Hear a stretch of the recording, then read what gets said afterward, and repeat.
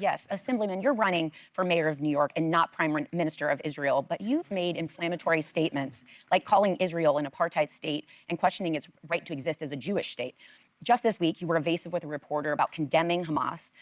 Given New York has the largest Jewish population outside of Israel, why should voters who see this as a moral red line trust your clarity and judgment? Well, I really appreciate this question and an opportunity to just clear up, I think, a number of misconceptions.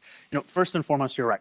I am running to be the mayor of the city, and this city will be the focus of my administration, ensuring that we make this a city everyone can afford and everyone knows that they belong to. And also, millions of New Yorkers, myself included, care deeply about what's happening in Israel and Palestine. And so to be very, very clear, of course, I condemn Hamas. Of course, I've called October 7th what it was, which is a horrific war crime. And of course, my belief in a universality in international law is also the same set of beliefs that have led me to describe what's happening in Gaza as a genocide.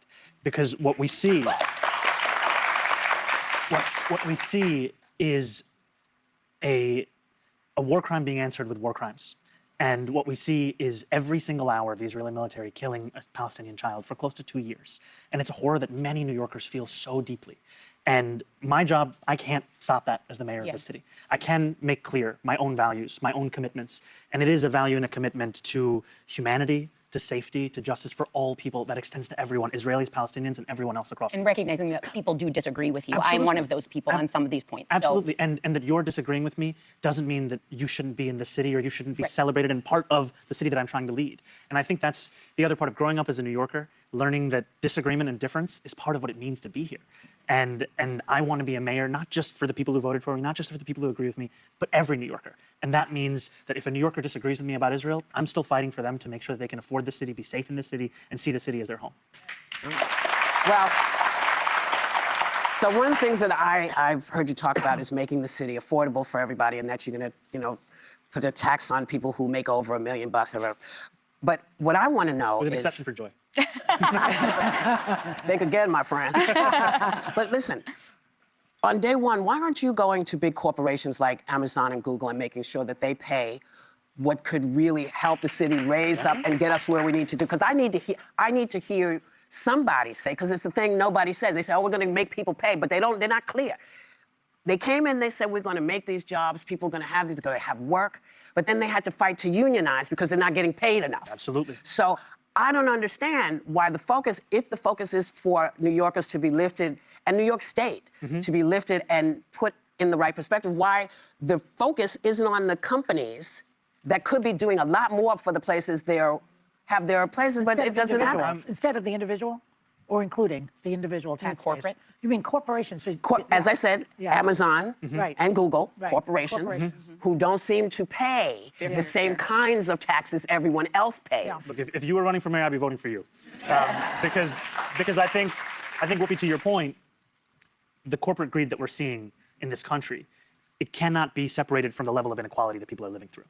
And one of the key revenue proposals I've put forward, our agenda from the day we started was about freezing the rent for more than 2 million tenants, making the slowest buses in the country fast and free, delivering universal childcare. So no longer would a family pay $25,000 a year just to find childcare for one kid. And what we've said is that two of the main ways we'd pay for it, one of them would be to raise the top corporate tax rate. This is a corporate tax rate that applies to the most profitable companies that do business in the state, like the ones that you've named, to that of New Jersey. So it would just match that of our neighbor, 11.5% that they have over there.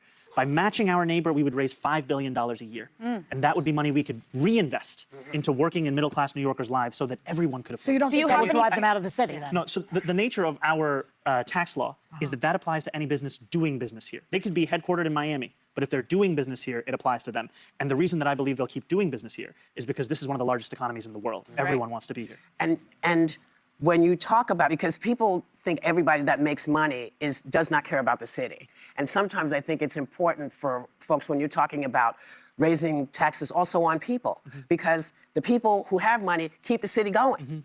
And sometimes people feel pushed out of the city because the zillions that they're paying, whether it's for the MTA, for the bus, for the this, for that, doesn't seem to be appreciated. So I just want to make sure that you understand people want to make the city work. And people will back you if everybody is paying their fair share. Absolutely. If everybody pays, then I don't mind paying.